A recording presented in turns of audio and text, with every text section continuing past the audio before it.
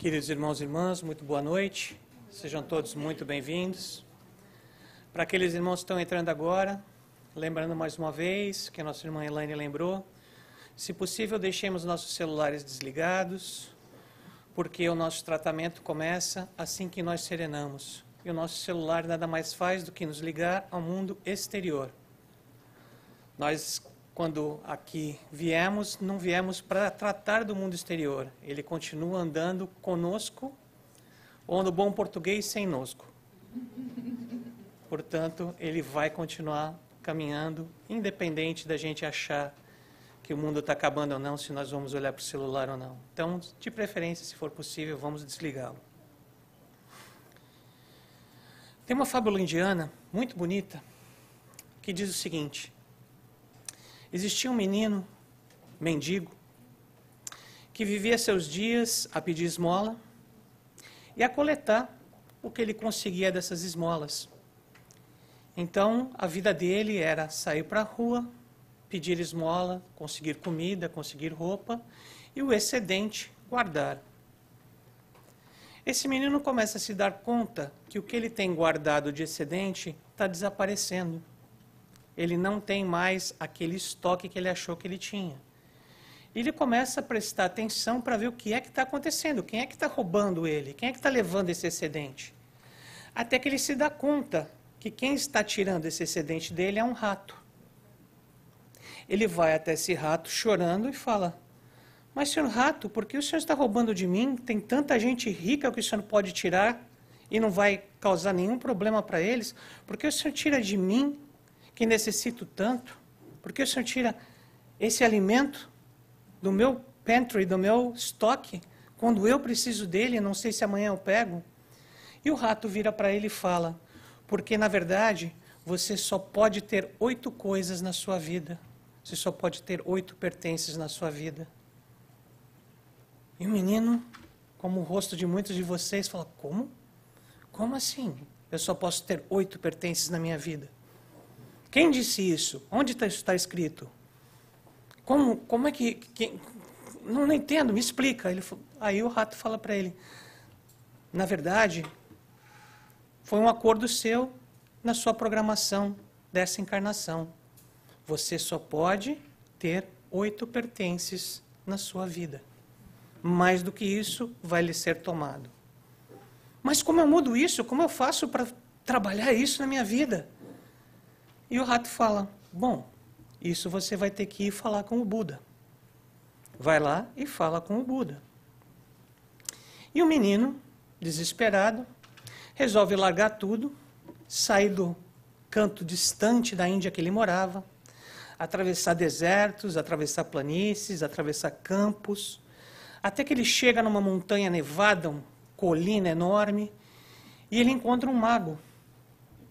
E esse mago pergunta para ele: o que você está fazendo aqui nesse lugar tão inóspito, tão deserto, tão sem ninguém e tão gelado? Ah, eu estou indo visitar o Buda. E quando ele fala na palavra na voz que está indo visitar o Buda, o mago resolve ajudá-lo a atravessar, com o seu cajado mágico, atravessar esse vale nevado. No meio do caminho ele pergunta: mas o que é que você vai fazer ao visitar o Buda? Ah, eu tenho uma pergunta muito importante para fazer a ele. E o mago fala: se você tem uma pergunta para fazer a ele, você pode me fazer um favor? O menino responde: posso. Você pergunta para ele, você faz uma pergunta por mim para ele também, por favor? Aí o menino fala: tudo bem, posso fazer. Qual é a pergunta? Eu já estou há 1000 anos nessa encarnação. E já, em todos os escritos, em todas as leis, já me foi dito que eu estou pronto para subir para uma esfera superior. Só que isso não acontece. Você pode perguntar ao Buda para mim o que é que eu faço para subir para essa esfera superior? E o menino olha para ele e fala: claro, sem problema algum. O mago deixa o menino na beira de um enorme oceano.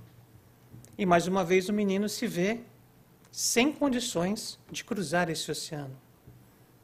Quando chega uma enorme tartaruga, começa a conversar com o menino e se dispõe a atravessá-lo quando ouve que ele vai procurar o Buda. No meio da travessia, a tartaruga pergunta para ele: o que é que você vai fazer? Ah, eu tenho uma pergunta muito importante para fazer ao Buda. Ah, meu querido, se você tem uma pergunta muito importante, você poderia fazer uma pergunta por mim também? Aí ele fala: claro, qual a sua pergunta? Eu já estou há 500 anos nesta encarnação de tartaruga.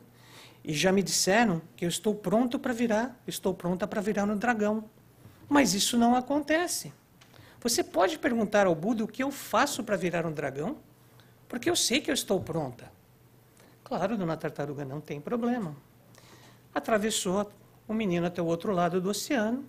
O menino continua caminhando. Chega mais para o final da noite e encontra uma casa, onde ele é muito bem recebido, muito bem alimentado. Pousa na casa e, para variar, a pergunta se faz: o que é que você vai fazer ao falar com o Buda? Ah, eu tenho uma pergunta muito importante a fazer a ele. Ah, se você tem uma pergunta muito importante, você pode fazer uma pergunta por nós? Ele fala: claro que posso. Nossa filha não fala e nós não sabemos por que ela não fala. Só sabemos que desde que ela nasceu, ela não fala uma palavra. Você pode perguntar ao Buda por nós por que ela não fala? E o menino fala: claro, meus amigos, eu perguntarei por que a sua filha não fala. Chegando à frente do Buda, o menino tem a informação do próprio Buda que o Buda responderia 3 perguntas. E ele começa a se questionar. Mas são 4. Porque eu tenho a pergunta que é minha, eu tenho a pergunta da tartaruga, eu tenho a pergunta do mago, eu tenho a pergunta da família. E ele começa a pesar as coisas. O mago já viveu 1000 anos e está pronto para ir para uma encarnação superior. Eu sou um menino. A tartaruga já viveu 500, está pronta para se melhorar. E eu? Eu não vivi nada. E quem sou eu? Quais são os meus problemas perto de uma garota que não pode falar? E ele faz as 3 perguntas e deixa a pergunta que tirou ele lá de longe, sem ser respondida. Ele volta, encontra a tartaruga e responde para ela: dona Tartaruga, o que o Buda falou é que se a senhora tirar a sua casca, embaixo dela, suas asas de dragão estão prontas. Quando a tartaruga tira a casca, por viver tanto tempo nos fundos, tinham várias pérolas de valor imenso nas costas dela. E ela pega e dá todas para o menino e fala: toma, eu não preciso disso. Agora eu posso voar, eu sou um dragão. O menino chega no mago e fala: senhor mago, tudo que o Buda falou é que se o senhor largar o seu cajado mágico, o senhor sobe. Deixa ele aqui. E o mago entrega o cajado mágico para o menino e vai embora. O menino chega na casa e fala para os pais: o que o Buda me falou é que quando a sua filha encontrar um amor verdadeiro, ela vai começar a falar. A menina entra na sala e fala: papai, esse não foi o menino que estava aqui na semana passada? Qual é a moral da história, meus amigos? Quando nós nos preocupamos com os outros, quando nós pesamos bem que os nossos problemas não são tão grandes como nós pensamos, as recompensas são enormes. As recompensas são maravilhosas. Nós deixamos de pensar em nós e, com isso, nós realmente pensamos no que é mais importante. Quem é o menino nessa fábula? Quem são a tartaruga? Quem é o mago? As pessoas? São pessoas que vivem do nosso lado, né? Pessoas mais ou menos iguaizinhas a nós. Buda, é claro. Mas aqui vai a minha pergunta, meus amigos. Quem é o rato? Quem é o rato nessa história? São os nossos conflitos existenciais. O rato dessa história é quem faz nós sairmos da nossa zona de conforto e atravessarmos o deserto, e atravessarmos o monte, e atravessarmos o oceano, e atravessarmos tudo para chegarmos na nossa resposta. Porque se nós ficarmos no mesmo lugar o tempo todo, sem, infelizmente, ter um conflito, nós não nos mexemos. Nós vamos continuar mendigando, como um menino, pelas coisas do nosso dia. Os nossos conflitos são o nosso abençoado ratinho, que nos traz com uma capacidade maravilhosa a proposta de que nós podemos crescer, nós devemos crescer, e, na verdade,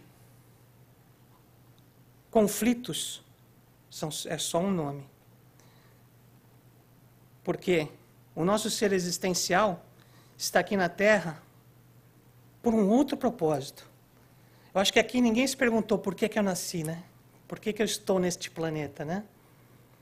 Para que eu vim aqui na Terra? Tem tantos outros planetas, Júpiter, Plutão, Saturno, Urano, outras constelações, a constelação do Cocheiro. Para que eu estou aqui? Para quê, gente? Ninguém se encontraria reencarnado na Terra se não tivesse existência física uma finalidade superior. Nós estamos aqui por uma finalidade superior. Joana de Ângeles, mentora de Divaldo Franco, hoje em dia o maior palestrante e expoente espírita. Qual a finalidade da encarnação dos espíritos? Então, para que nós encarnamos? Se nós temos uma finalidade superior, que finalidade seria essa? Evoluir. Deus impõe com o fim de levá-los à perfeição. Ele não disse, vós sois deuses? Alguém aqui se acha Deus? Parcialmente. Somos deuses parciais. Mas temos dentro de nós a capacidade de sermos.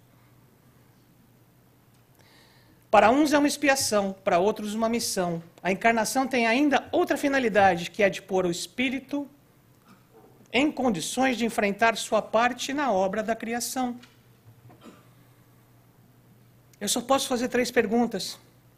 As 3 perguntas das outras pessoas são mais importantes que a minha. Mas eu atravessei um deserto, uma montanha, um oceano, eu deixei a minha casa. Qual é a minha parte nisso? Eu acho que é ajudar. E quem ajuda o outro, acaba se ajudando. Ninguém se encontra na Terra exclusivamente para sofrer, meus amigos, mas para criar as condições da saúde real e da alegria plena. O que é a saúde real e o que é a alegria plena? Não é só o gozo, não é só um momento extremamente feliz, ou não é só o acúmulo de bens materiais que vai nos trazer riqueza, mas muitas vezes a riqueza nos traz mais dor de cabeça do que qualquer outra coisa. Quantas vezes nós ouvimos falar de pais, e também na literatura espírita, pais desencarnados, sofrendo em ver os filhos brigando pelo espólio que ele deixou, pela herança. Quando esse pai pensou em deixar uma herança, ele não pensou em deixar uma briga, ele pensou em deixar seus filhos bem. E hoje os filhos brigam para ver quem tem a maior parte. Era isso que o pai queria? Não. Mas ele não deixou a maior herança que tem, que é o entendimento do que fazer com isso. Nossa palestra está baseada 80% no livro Conflitos Existenciais, psicografado por Divaldo Franco e ditado por Joana de Ângeles. A existência física no planeta Terra é um contínuo desafio. É natural que, mesmo nas reencarnações bem planejadas, ocorram surpresas perturbadoras. Esses desafios têm grande valor na transformação moral do ser humano se encará-los sob o ponto de vista do aprendiz. A coisa de,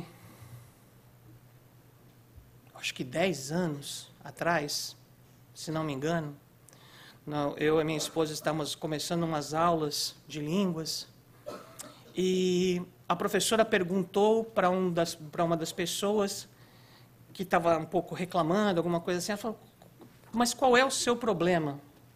E essa pessoa respondeu, eu achei até agressiva a resposta na época, mas hoje, raciocinando, é outra história. Ele respondeu, eu não tenho problema, eu só tenho oportunidade. Se é da boca para fora, não tem efeito nenhum. Mas se você vê o seu problema como uma oportunidade de crescimento, de aperfeiçoamento espiritual, então realmente, meu amigo, minha amiga, você não tem problema. Nós não temos problema. Nós temos mais uma oportunidade de crescer. Muitas vezes não é a melhor oportunidade, a oportunidade mais fácil, mas é mais uma oportunidade de crescer. Este conflito que está dentro de nós, que está nos instigando ao movimento, pode nos instigar a um movimento produtivo ou pode nos instigar a um movimento negativo. A escolha é nossa. A pedra que rola ao sabor da correnteza arredonda-se, tornando mais fácil de ser conduzida. A pedra que teima em ficar no lugar cria musgo, cria limo, e não sai e gruda. Nós temos que ter esta capacidade. Não é ser levado ao sabor dos ventos, para onde o vento me levar. Desculpe, Gonzaguinha, mas até um certo ponto, vida leva eu. Depois disso, você leva a sua vida. Toma o rumo e as velas e pega aquele vento e trabalha como um bom velejador. Mantém-se otimista quando visitado por qualquer desafio. Porque se você parar de encarar como, por que eu? O que o menino falou para o rato?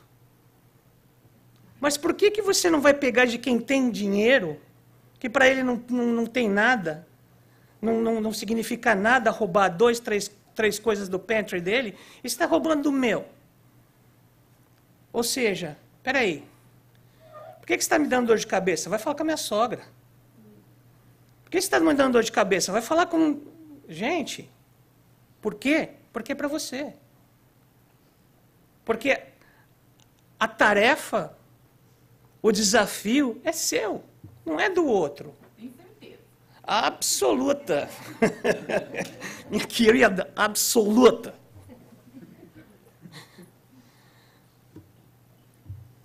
Olha que coisa mais linda. Essa é a nossa primeira proposta da noite, de Santo Agostinho. Como fazer? Como fazer para tentar seguir um caminho mais reto? Fazer o que eu fazia quando vivi na Terra. Ao fim do dia, interrogava minha consciência, passava em revista o que fizera e perguntava a mim mesmo se não faltara a algum dever. Se ninguém tivera motivo para de mim se queixar. Foi assim que cheguei a me conhecer e a ver o que em mim precisava de reforma. Mesmo assim, é uma visão terrena e não uma visão completa e superior. Porém, é o que nos cabe. É analisar, literalmente, traduzindo das palavras de Santo Agostinho de séculos e séculos atrás para hoje. Eu pisei na bola ou não? Será que hoje eu vou dormir sem ter pisado na bola?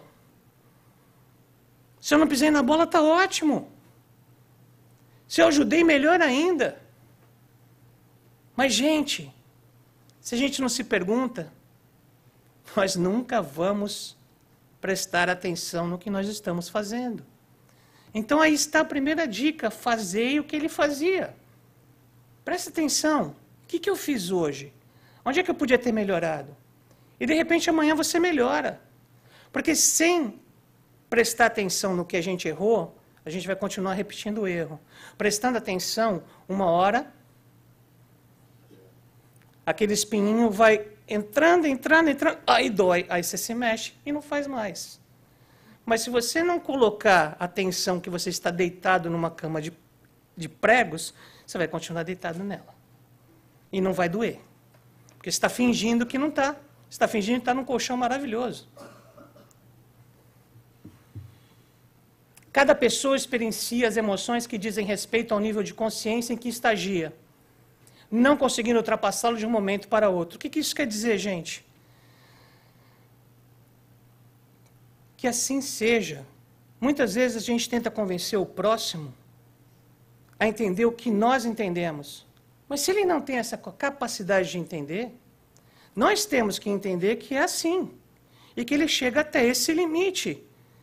E que ficar tentando que ele chegue ao nosso limite é mais ou menos colocando muito no nível mais inferior de imagem, aquela vez que a gente olhou para aquele príncipe encantado ou princesa encantada e falou, é esse príncipe que vai fazer a minha felicidade. É essa princesa que vai fazer a minha felicidade. Você criou uma imagem que não existe. Você criou uma expectativa que não vai ser cumprida. E aí, lá no meio daquela história de conto de fadas, o príncipe é um sapo. A princesa é uma sapa. E a gente não está falando de Shrek, porque Shrek pelo menos tem uma saída feliz no final. Muitas vezes, e a maior parte das vezes, não tem saída feliz. Porque nós construímos uma imagem que não existe. Não adianta. Vamos entender que o próximo, que o outro, que a pessoa que mora conosco, ela tem a sua limitação, assim como nós a temos. De querer fazer com que ela chegue à nossa limitação é causar problema. Não adianta. Não é ser conformista com o que se tem, mas é ser real e entender quais são as limitações e qual é o aprendizado disso, de viver com uma pessoa que tem essa limitação. Talvez o aprendizado seja para a gente, para nós termos paciência. Alguém nunca aqui falou, Deus me dá paciência? Agora vem a questão, você acha que quando você fala, Deus me dá paciência, ele vai mandar uma caixa do FedEx, quadradinha, você abre, pula um japonesinho, monta um negócio de paciência, você aperta e pum, paciência instantânea, virei Buda. É assim que funciona? É uma boa ideia. Seria lindo. Porém, o que acontece é que quando você pede paciência, você consegue testes. Você consegue gente que te irrita mais e mais e mais, porque a única forma de desenvolver a paciência é ser testado nela. Então, cuidado com o que você pede. Você pede paciência, você vai ser testado na paciência. Aquelas coisas antigas, meu pai falava, quanto mais eu rezo, mais assombração me aparece. Mas é mais ou menos isso, é assombração encarnada, não é desencarnada. E aparece mesmo, você pediu. Você pediu. Pede discernimento. Pede discernimento. Muito melhor. Inteligência espiritual. Ninguém se encontra na Terra exclusivamente para sofrer, meus amigos. Também tem essa. O sofrimento nos destrói ou nos reconstrói, dependendo da nossa forma de agir, dependendo da nossa forma de pensar. A felicidade não significa oposição à infelicidade. Ela ocorre quando você transita de um estado para outro de espírito. O que significa a felicidade? A ressignificação da infelicidade. Conta a história que o dono de uma terra era tão feliz da vida que ele tinha o filho dele, ele tinha um cavalo alazão que ele adorava. Deu um furacão e esse cavalo alazão fugiu. E o dono da terra ficou arrasado, porque o alazão foi embora. 5 dias depois, o cavalo alazão volta com outro cavalo mais bonito e mais valioso ainda. E o dono da terra está novamente radiante, porque agora, ao invés de um alazão, ele tem 2. Maravilhosos. Num certo dia, ninguém conseguia domar esse outro cavalo, o filho do dono da terra vai lá, se enche de coragem, sobe, tenta domar o alazão e quebra a perna de uma forma que deixa ele aleijado. E o dono da terra volta a ficar infeliz, porque agora seu filho está aleijado. O país da onde mora esse senhor da terra entra em guerra. E todos os meninos da mesma idade do filho dele são convocados para ir para a guerra. E agora o dono da terra está feliz, porque o filho dele, aleijado, não pode ir para a guerra. Gente, até quando a gente vai dar a nossa capacidade de estar feliz ou infeliz para condições externas? Senão nossa vida vai ser uma montanha russa. É tudo externo, nada depende da gente. Tudo depende dos outros. Do que os outros fazem para a gente. Felicidade não significa oposição à infelicidade. Significa entender.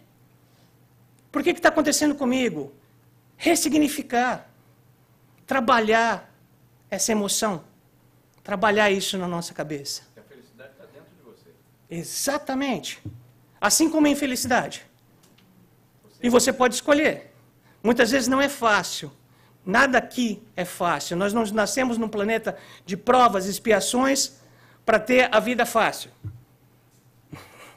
Não tem condições. Pensa, provas e expiações, eu vou ser aquele que vai passar, levar a vida numa boa. Nada vai acontecer comigo. Difícil de acreditar. O ser humano é um feixe de emoções, meus amigos, que necessitam ser bem direcionadas. Sabe por quê? Porque as nossas emoções determinam todas as nossas ações. Todas. E nós não acreditamos nisso. Mas podem ler todos os compêndios médicos, psicológicos, científicos, e vocês vão ver que as emoções criam uma substância química, qual seja ela. Alegria, dopamina. Medo, adrenalina. E assim por diante. Tenha muito daquela emoção, você tem uma quantidade de elementos químicos, de substância química, igual dentro do seu corpo, capaz de causar uma overdose. Causa uma overdose, uma parte do seu corpo vai adoecer. Você adoeceu do quê? Da emoção. Nós adoecemos da emoção, justificamos com a razão. Antes fosse tão fácil de entender as nossas emoções. Porém, nós temos a necessidade de entender e ressignificar, para não cairmos nas armadilhas que existem. Doença e saúde, gente. Muito rápido. Saúde é o estado ideal da vida.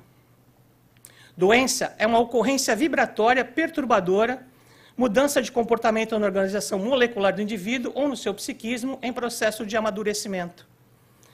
O que ele está dizendo aqui, gente? Doença é um convite ao amadurecimento. É um convite à nossa melhora. É um convite a entender que tem alguma coisa errada conosco. E que, eventualmente, nós podemos corrigir. Então, a doença não é mais uma fatalidade. A doença não é mais um porque eu. A doença é um convite a estudar alguma raiz que está causando isso em nós. Todo esforço, portanto, para ter preservado a mente da invasão de ideias portadoras de energias desequilibrantes torna-se psicoterapia preventiva responsável pela vida sã. Foco. Foco, gente. É muito rápido, rapidinho. Vocês todos já devem ter, alguns de vocês já devem ter feito isso aqui. Eu vou pedir para vocês olharem nessa sala tudo que tenha a cor branca. Vou dar 10 segundos. 1, 2, 3, 4, 5, 6, 7, 8, 9, 10. Fecha o olho, por favor. Fecha o olho, todo mundo. Agora me fala todo mundo que tem a cor marrom. Não pode abrir o olho. Pode abrir o olho, gente. Nossa mente é autodeletante. Onde a gente se foca, apaga o resto. Aonde nós nos focamos, o resto desaparece. Nós não temos a capacidade de absorver todas as informações que estão ao nosso lado. Então, se você se foca na doença, ao invés da cura, você só vai ver doença. Se você se foca na infelicidade, você não vai ver felicidade. Aonde está o seu foco? Onde está o meu foco? Todo esforço, portanto, para ter preservada a mente da invasão de ideias portadoras de energias desequilibrantes, ideias negativas, torna-se psicoterapia preventiva responsável pela vida sã. Toda tentativa de focar no bom, toda tentativa de esquecer a erva daninha que está no jardim e olhar para a borboleta, toda tentativa de às 6 horas, 5 horas da manhã, a hora que você está indo para o trabalho, ao invés de pensar, oh meu Deus do céu, estou indo para o mesmo trabalho de novo, você fala, oh meu Deus do céu, olha que lindo esse sol nascendo. Lindo! Muda tudo. Muda tudo. Várias vezes, 10 anos eu trabalhei na Disney. Desses 10 anos, pelo menos 5 eu acordei às 4h30 da manhã. E a partir do momento que eu comecei a ver o nascer do sol, eu descobri que não existe um igual ao outro. Não existe. não existe de cor, não existe de forma, não existe. Mas eu não ia descobrir se eu não prestasse atenção. Eu podia prestar atenção no fato de que todo mundo sabe que a Disney paga mal pra caramba. E lá vou eu. Ê, que legal, estou indo lá trabalhar para o Mickey Mouse. Qual é o teu foco? Qual é o teu jeito? Para onde você vai? Para onde você olha? Como todos os indivíduos são seres humanos em processo de crescimento, em conserto, na trajetória carnal, porque ainda portadores de imperfeições de vários tipos, a aceitação de si mesmos, conforme se encontra, é recurso valioso para a compreensão dos limites que caracterizam os demais, tornando-os tolerantes em relação às faltas alheias em face das próprias condições agora conhecidas. Todos os seres humanos estamos em processo de crescimento. Não tem ninguém aqui avançadinho. Não tem ninguém aqui que possa dizer que está num nível de dar exemplo, porque é muito fácil. Quer dizer, não é muito fácil, porque nós fazemos uma pesquisa para estar aqui em cima. Mas comparado com dar o exemplo, walk the talk, como o americano fala, é muito fácil fazer uma teoria. É muito fácil falar. O duro é fazer. O duro é sair lá fora e a hora que a pessoa não está olhando, você fazer. Mais uma do pastor Joe Austin, falando que na casa dele, a mulher dele ela gosta que ele limpe aquele galão de água. O galão de água ele só pega na água mesmo, né? Aquele negocinho de nada, né? Mas ela pede para ele limpar todo o galão, independente de não tocar em lugar nenhum. E ele se pegou um dia no pantry dele, se pegou na despensa dele, só ele e o galão e o filtro. Ou seja, era limpar o negocinho lá e tchau, foi embora, ninguém me viu. Se me viu, mentiu. Ele limpou tudo e colocou. E a satisfação que ele sentiu de ter feito isso foi maior do que os 5 minutos a menos que ele não ia gastar em não ter limpado. É tudo uma questão de what's there for me? O que eu ganho com isso? Onde é que eu me melhoro nisso? Os nossos hábitos, eles são criados desde a tenra infância. Eu não mereço. Eu não sou bom o suficiente. Isso acontece comigo sempre. Vocês já se perguntaram o porquê? Quando a gente fala, pô, isso acontece comigo porque realmente eu não mereço. Por que você não merece? Conta para mim alguma tese racional que explique o você não merecer. Põe na mesa as cartas e vê se existe um padrão nisso. Se não existe um padrão, isso é um hábito. Sabe como é que um hábito é desenvolvido? Segundo o coach, ou coaching, a teoria, emoção gera ação, ação continuada gera hábito, hábito continuado gera crença. E quando vira crença, você não sabe mais porquê, mas você acredita nisso. Quantas crenças nós trazemos da nossa infância que são extremamente limitantes e nós nem sabemos. E nós nem pensamos. E nós só reagimos. A proposta é, vamos parar de reagir e vamos proagir.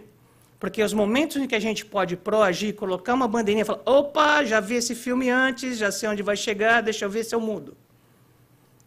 Pode ser que esse momento seja o ahá, um momento de mudar a vida, um momento de mudar aquele hábito limitante.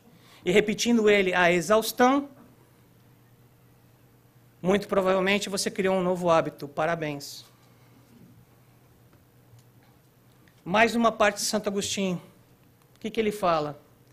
Interrogai-vos sobre o que tendes feito com objetivo, com que objetivo procedestes em tal ou tal circunstância, sobre se fizestes alguma coisa que feita por outrem, censuraríeis, e se obrastes alguma ação que não ousaríeis confessar.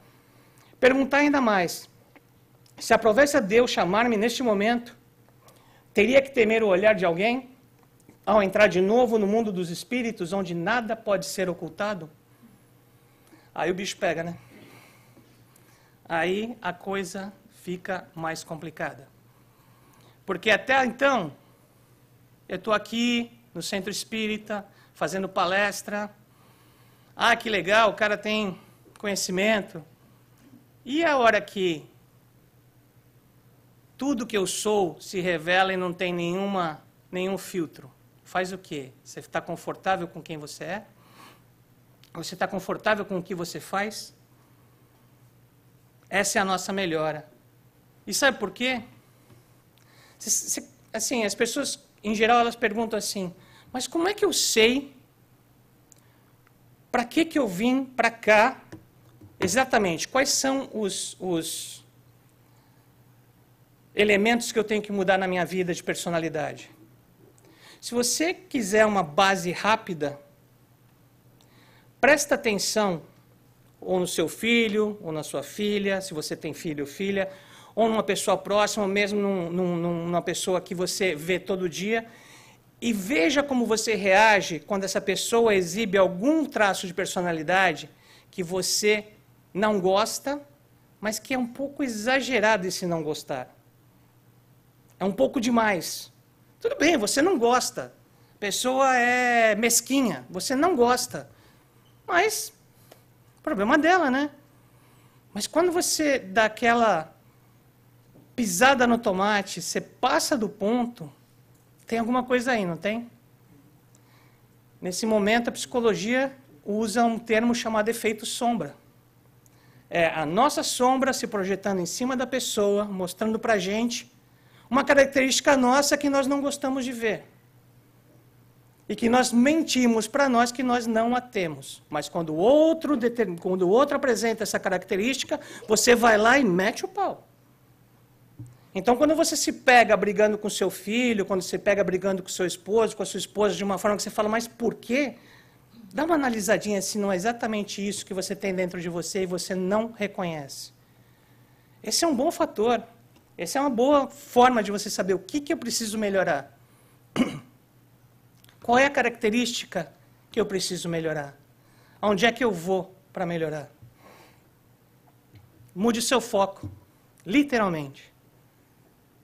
Sempre que tiveres abraços com dificuldades e desafios, pensa que estás sendo homenageado pela vida a fim de alcançares a libertação que te aguarda. Ai, lá vem ele de novo com aquele discurso espírita de ai, eu adoro sofrer. Você já viu o espírita ajoelhado no milho? Já viu o espírita se flagelando, batendo com chicote nas costas, falando meia culpa? Eu não. E espero não ver. Não é nada disso, gente. Não é nada disso. É simplesmente um entendimento. O entendimento de que se eu estou sendo alcançado por alguma dificuldade, é para eu passar por ela. É um teste. E se eu passar, ela não volta mais. Na escola não é assim? Quando a gente passa de ano, a gente vai ver de novo uma matéria. A gente gosta tanto que até queima o livro, né? Para não lembrar mais mesmo daquilo. Mas, na verdade, na escola da vida a gente lembra, porque aquela matéria doeu dentro da gente. Aquela matéria marcou. Aquela matéria ficou. E a gente aprendeu a lidar com ela.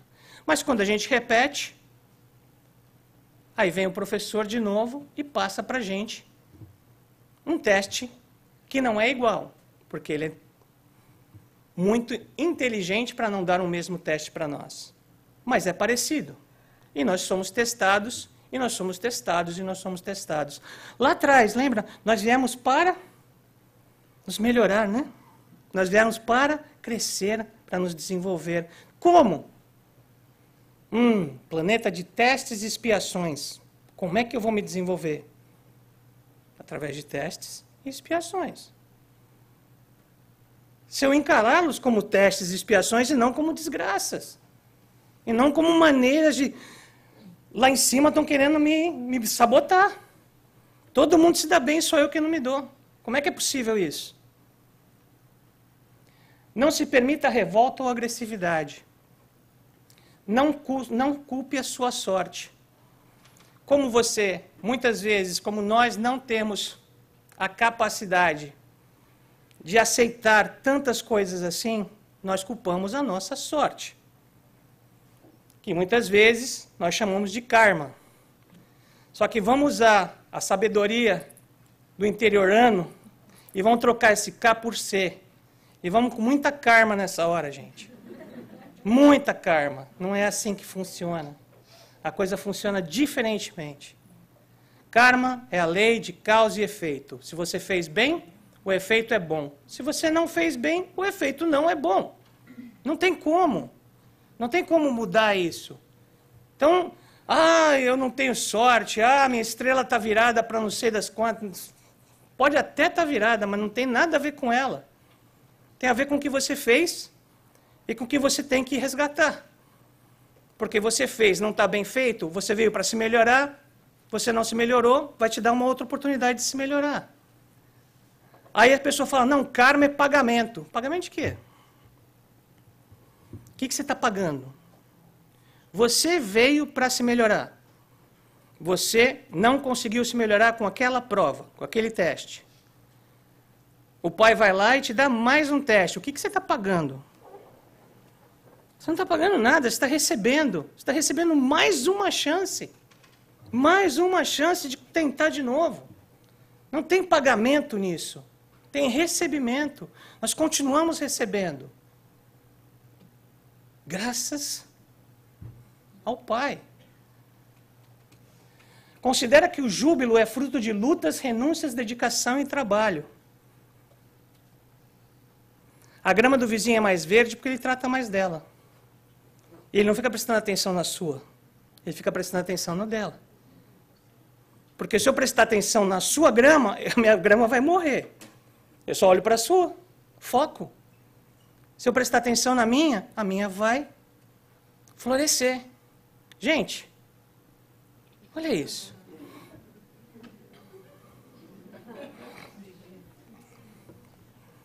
Onde é que você vai colocar seu foco? Aonde? Qual é o melhor ângulo? Será que agora, de tudo da nossa vida, tá? De tudo que passa na nossa vida, nesse momento, escolhe uma coisinha pequena que pode ser mudada. E pensa de que forma, mudando o seu foco de entendimento dessa coisa, você pode entender melhor e melhorar esta particularidade da sua vida. Qualquer coisa. Pensa, o que é que eu, nesse momento, posso mudar na minha vida só mudando a forma com que eu encaro esta prova? Qualquer coisa. Nós temos várias. Não comece a escolher as maiores. Pega a pequenininha. Da pequenininha pega outra e pega outra. Nós temos gente aqui conosco que enfrenta provas imensas e continua tendo a capacidade de ir para frente. Nosso querido irmão Roosevelt que está aqui. As provas que ele pega todos os dias da Fundação Incla da Silva, pelo amor de Deus. E ele encontra um foco, ou não encontra, Roosevelt, para continuar. Continua com fé e continua com carinho. Continua com amor. Mas se ele se focar nas imagens que muitas vezes ele mostra para a gente, talvez ele não siga em frente. Estou mentindo? O foco é o que nos leva para frente. O resultado é o que nos faz pensar, é isso que eu ganho, é isso que eu tenho como resultado, é isso que eu estou buscando. Nós somos espíritos imperfeitos e nos encontramos na infância espiritual. Eu, por exemplo, no pre-K. E nós vamos continuar nos melhorando, porque essa é a nossa caminhada. Os erros que cometemos são deficiências na aprendizagem. Olha, não uma mudança de foco. Por que eu errei? Porque eu entendi mal. Agora você vai usar isso como uma desculpa ou como uma forma de entender direito? Se eu entendi mal, opa, dá para você me explicar de novo? Eu não entendi direito. Não é, eu entendi mal, por isso que eu não consegui. E beleza, continua sem entender. Mas nós fazemos isso. Nós temos dentro da gente isso. Não, é uma deficiência na aprendizagem. Vamos lá trabalhar essa deficiência. O conflito surge como uma consequência natural do nosso estado imperfeito.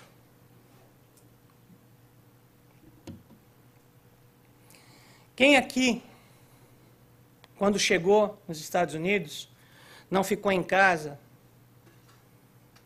1, 2, 3, 4, 5, 7, um ano, absolutamente aguardando condições ou emprego para começar a fazer alguma coisa?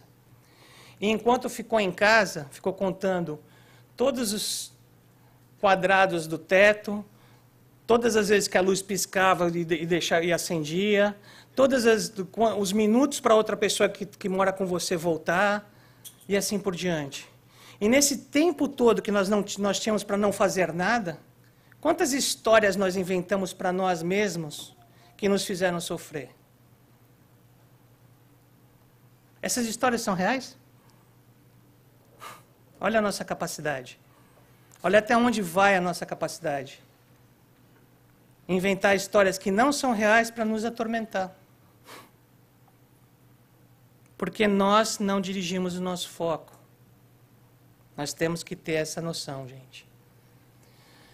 Aprendemos a não mais errar repetindo as lições. Novamente, você tem mais uma chance, você começa a acertar mais. E mais, e mais, e mais. Nosso processo de autoconhecimento depende do outro, pois nossos conflitos emergem de nossas relações com os nossos semelhantes.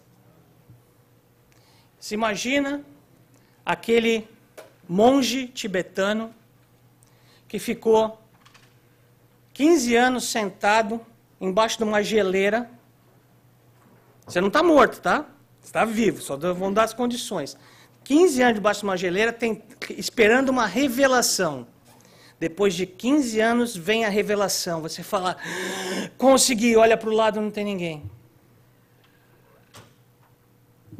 E você faz o que com essa informação? Congela. E provavelmente congela com você. Daí para o desencarne é mais um passinho. Nós não somos feitos para viver sozinhos. Existe um livro que diz: o homem algum é uma ilha, e isso é uma verdade. Nós somos feitos para nos relacionar com os outros. Por quê? Porque através do relacionamento com os outros nós somos testados. Nós começamos a nos avaliar nos outros, como eu falei, o efeito sombra. E através dessa avaliação nós começamos a entender como é que nós reagimos. Porque se fôssemos nós conosco mesmo, estava tudo ótimo. É o meu mundo. Eu faço dele o que eu quiser. Não tem ninguém para compartilhar, não tem ninguém para me dar regra, não tem ninguém para me dizer o que é certo e errado. Eu falo o que é certo e errado. Como? Trabalhar os conflitos da convivência diária é um exercício de maturidade espiritual. Vós sois deuses. Nós somos deuses. Apesar de não entendermos o que isso quer dizer. E muitas vezes entendemos num nível que é muito res do chão, como diz o português. É muito raso.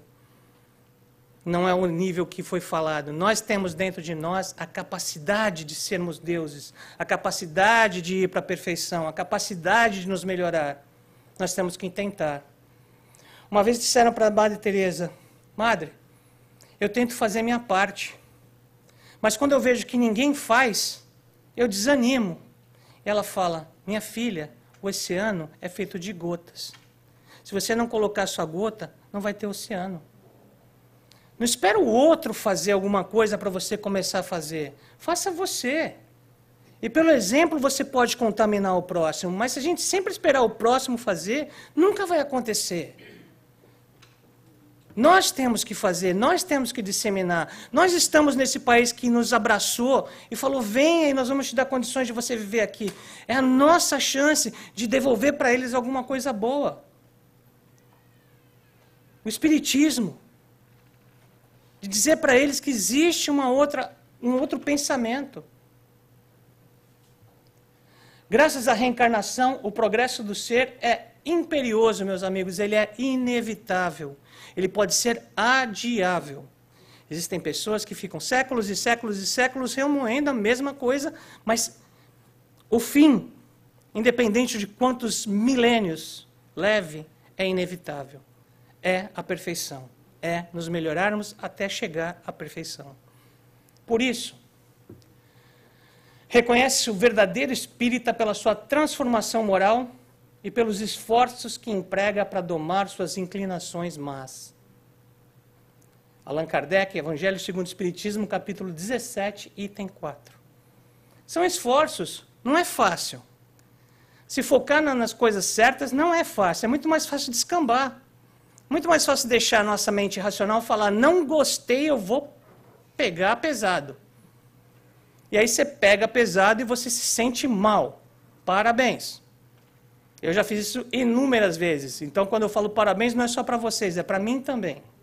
Parabéns. Conseguiu o que não queria. Porque não pensou na reação antes de tê-la. Se nós nos controlamos, se nós entendemos como lidar com o próximo, fica muito mais fácil de lidar conosco mesmo. Recordemos que a vida é sempre uma grande escola. Cada criatura estagia no aprendizado de que necessita. E cada aprendizado é clima de trabalho com oportunidade de melhoria. Muito difícil para a gente entender isso. Porque, em geral, nós queremos principalmente que o parceiro, que o filho, que a pessoa que está próxima a nós esteja no nosso estágio de compreensão. Para que nós possamos dividir informações e vice-versa, no mesmo estágio. Não tem como, cada um tem um jeito. Cada um trabalha de uma forma, cada um tem um pensamento. Todas as vezes que nós tentarmos fazer com que o nosso parceiro, nossa parceira, nosso filho, nossa filha, nosso amigo, nossa amiga, chegue ao nosso grau de entendimento, nós perdemos o nosso relacionamento no meio do caminho. Porque ele está falando uma coisa para você que não existe dentro dele ou dela. Ou é o entendimento, ou é a vontade, ou são os dois. Porque dependendo da forma que você colocou, já foi toda a vontade de conversar. E se a pessoa continua conversando com você, ou é por polidez, ou porque não quer causar uma briga dentro de casa, e assim por diante. Quer dizer, essa conversa está inútil. Não está adiantando de nada.